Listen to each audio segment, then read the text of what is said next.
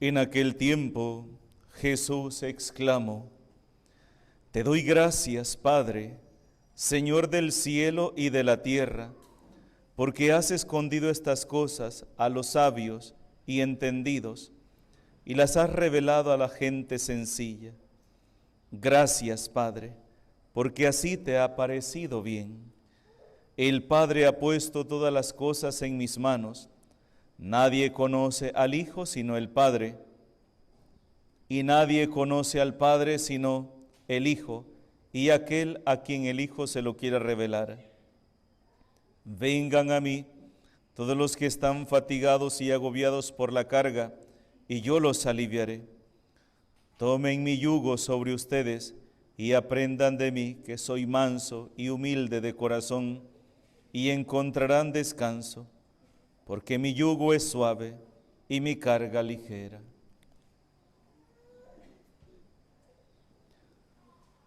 Palabra del Señor. Por las palabras del Santo Evangelio sean perdonados nuestros pecados. Siéntense, por favor. Buenos días, hermanos y hermanas. Te doy gracias, Padre, porque has escondido estas cosas a los sabios y a los entendidos y las has revelado a la gente sencilla. Primero tenemos que ubicarnos en el tiempo en que Jesús dice estas palabras. ¿Quiénes eran los grandes? Los grandes eran los maestros de la ley, los fariseos, los saduceos, los doctores, aquellas personas intelectuales que estaban ahí arriba, que lo conocían todo y nadie les podía enseñar nada. Si se acuerdan, cuando Juan el Bautista va a comenzar a predicar, ¿quiénes son los que se van a abrir a la conversión? Van a ser los pequeños, van a ser aquellas personas humildes, aquellas personas conscientes de su nada, de su pequeñez, pero los grandes, los maestros, los fariseos, los saduceos, los encargados del templo, los sacerdotes, cuando van a empezar a cuestionar a aquel hombre. ¿Quién eres tú para estar predicando? ¿Quién eres tú para estar hablando, diciendo que es pecado y que no, que es bueno y que no es bueno? ¿Eres tú acaso el profeta? ¿Eres tú acaso el Mesías? Dínoslo. Y Juan solamente dijo: yo soy solamente la voz que clama en el desierto, enderecen el camino del Señor. Entonces, ¿qué estás haciendo?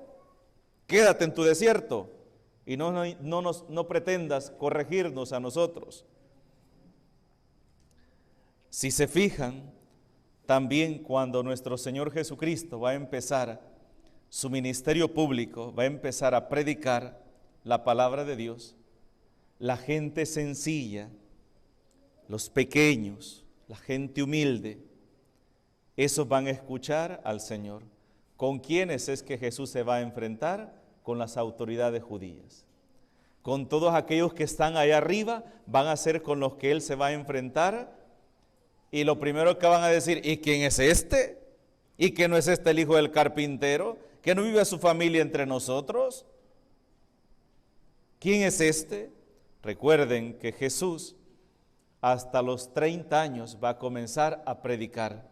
De los 30 años para abajo, ¿qué es lo que van a ver de Jesús? Un hombre que está trabajando la madera, un carpintero. Eso es lo que van a ver.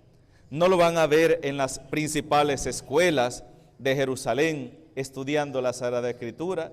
Hermano, para llegar a ser maestro de la ley, ser doctor de la ley, esas personas desde pequeñitos estaban metidos en el templo, estudiando las Sagradas Escrituras, estudiándolas y aprendiéndoselas de memoria.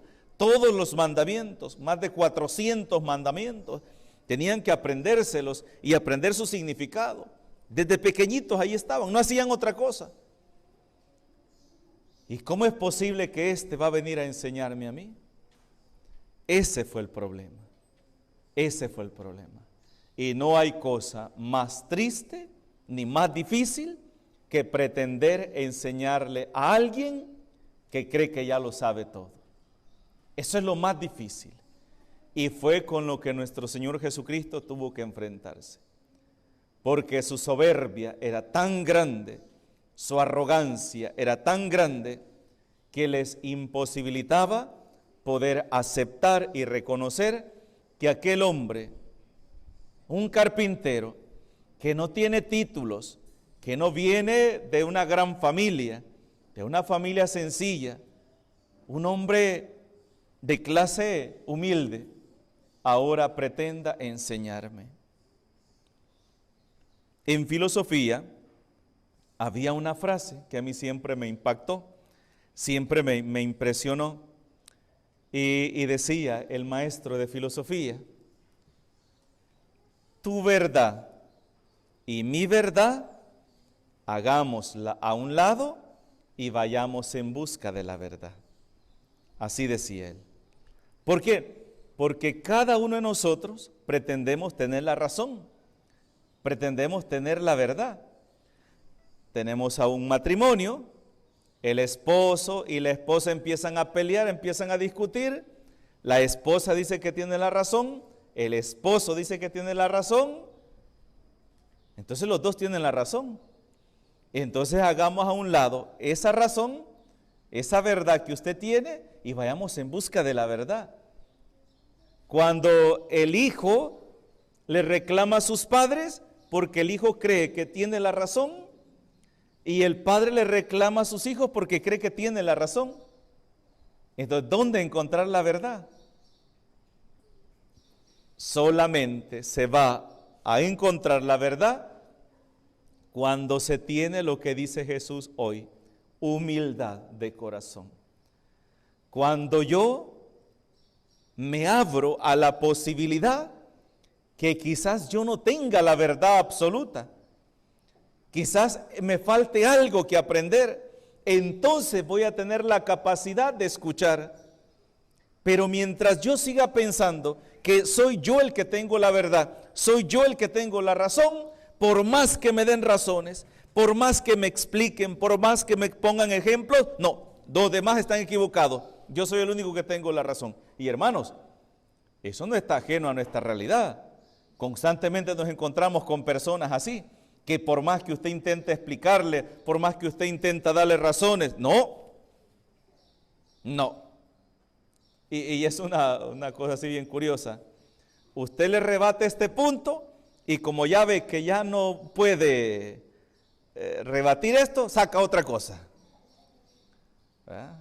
La mamá, ¿verdad?, tratando de corregir a su hijo: mira, es que esto y esto, que aquí, que allá. Ah, no, pero usted la vez pasada le compró aquello a mi hermana y a mí no me compró. Va con otro tema. Viene la mamá y le da explicaciones sobre este tema. Ah, no, pero se acuerda que cuando yo estaba chiquito, usted me hizo esto y esto y esto. Porque esa persona no está dispuesta a abrirse a la verdad. No está dispuesta a decir: es cierto, me he equivocado, he cometido un error. Y eso fue con lo que nuestro Señor Jesucristo tuvo que enfrentarse. Como una comunidad, como Jesús lo va a decir, duros de cerviz, o sea, duros de cabeza. ¿Por qué? Porque tienen oídos y no oyen, y ojos y no ven. Qué triste eso, ¿verdad? Qué triste encontrarnos. Y Jesús dice: te doy gracias, Padre, Señor del cielo y de la tierra, porque has escondido estas cosas a los sabios, a los entendidos, a aquella gente que está ahí arriba, que es por lo general que uno podría decir: no, ellos sí saben, ¿verdad? No, a ellos no les diste eso, se lo diste a la gente sencilla. Y hermanos, ¿por qué estamos aquí? Primero, porque reconocemos nuestra pequeñez, reconocemos que no lo sabemos todo, reconocemos que necesitamos de Dios. Si Dios no guía nuestra vida, si el Señor no está guiando nuestra vida, entonces ¿quién va a guiar nuestra vida? Si nosotros no buscamos a Dios, entonces, y no nos ayuda, entonces ¿quién nos va a ayudar? ¿Quiénes no buscan al Señor? ¿Quiénes no van a la iglesia? aquellos que no necesitan de nada, lo tienen todo, dinero, poder, fama, lo tienen todo. Ya casi se acercan las contiendas políticas, ¿eh? Durante estos meses que vamos a tener en la iglesia a todos los candidatos,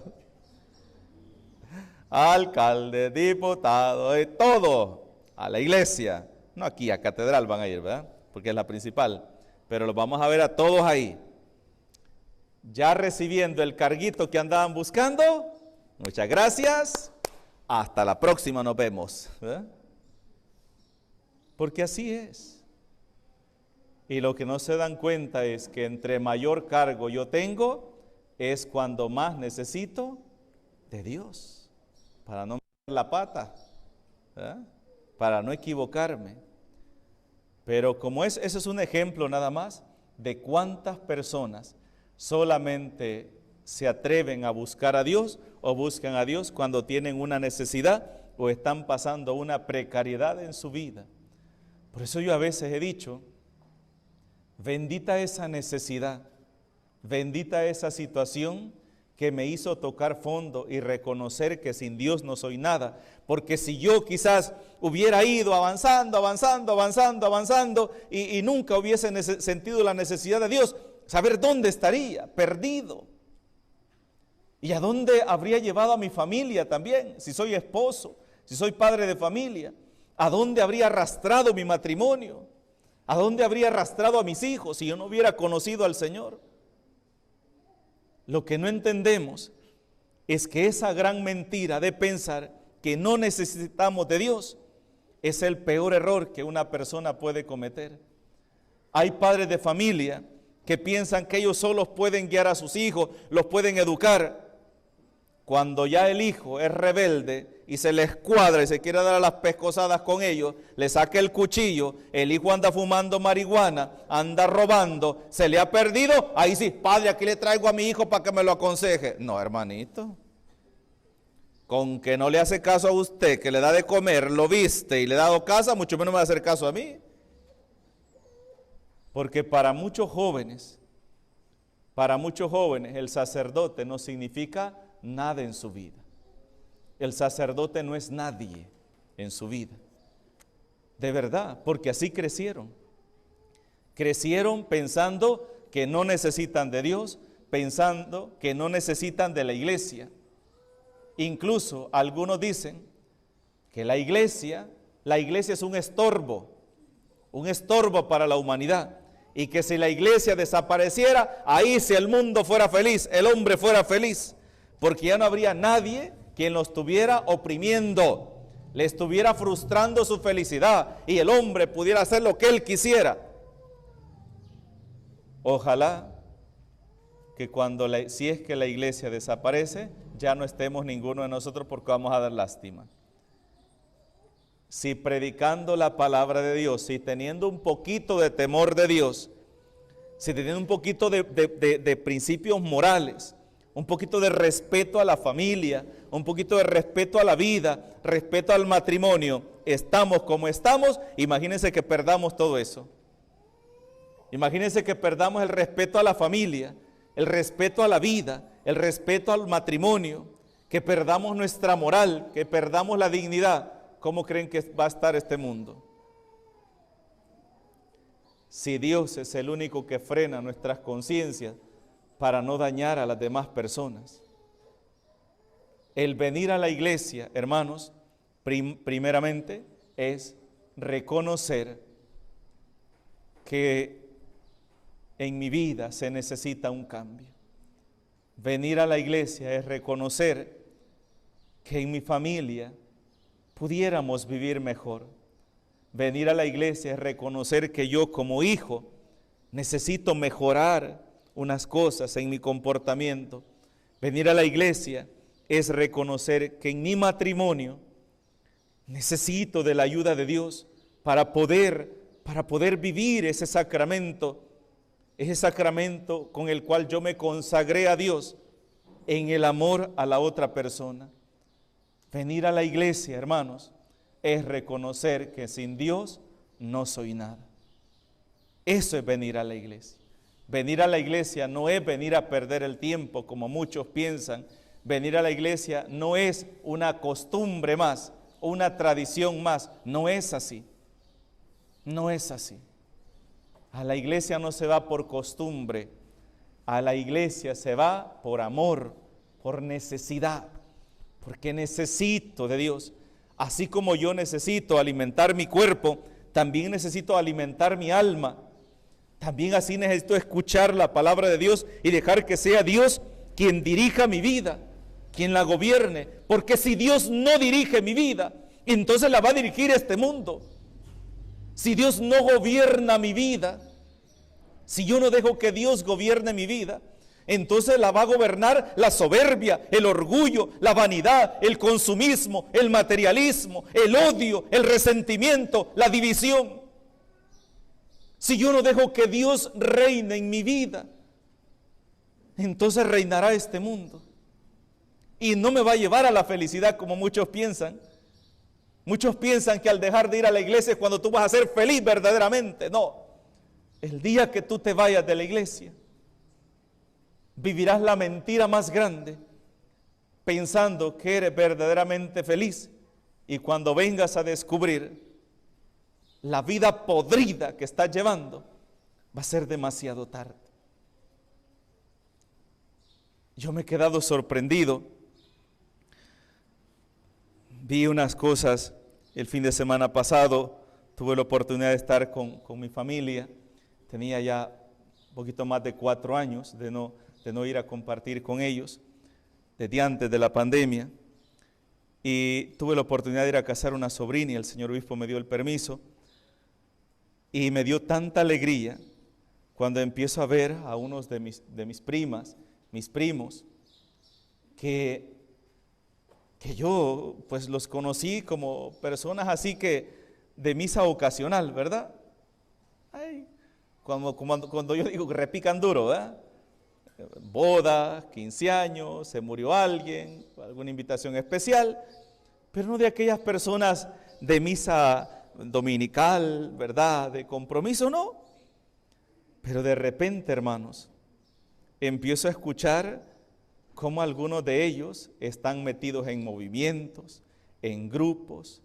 Mis sobrinos, que son hijos de ellos, sirviendo en coros, sirviendo en la iglesia. Y luego las futuras generaciones que van jovencitos, porque los que casaban tenían 21 años los dos. Jovencitos, ¿verdad? Y de repente que quieren casarse, quieren hacer las cosas bien. Me llenó de tanta alegría ver a mi familia que están buscando al Señor. Y lo más hermoso, ¿saben qué fue?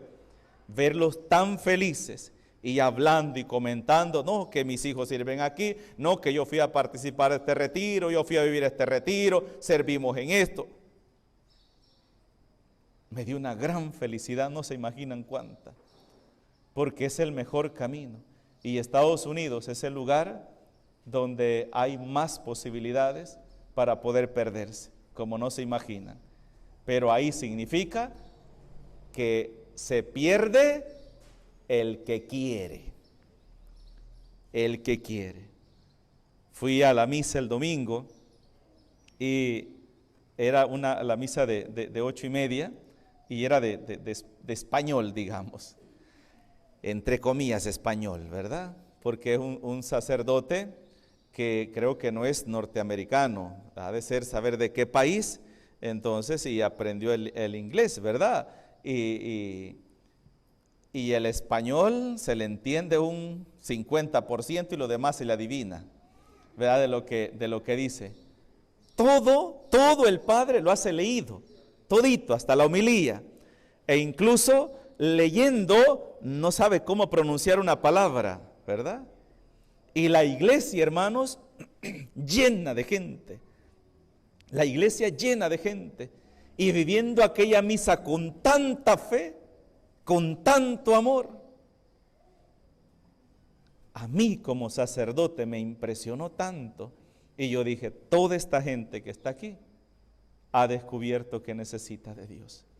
Y aunque quizás no entiendan la homilía, las oraciones, pues poco le entiendan al Padrecito, hace su máximo esfuerzo, pero miren, da una alegría, una admiración de ese sacerdote, porque pone su máximo esfuerzo en celebrar la misa en español para la gente latina que llega ahí. Y leidito, ¿verdad? Leidito. Y incluso leyendo unas cosas se le entiende y otras no, pero ahí está. Y ahí está la gente. Y toda la gente al final de la misa, saludando al Padre, agradeciéndole y él despidiendo a la gente con tanto cariño. Habían tenido su encuentro con el Señor.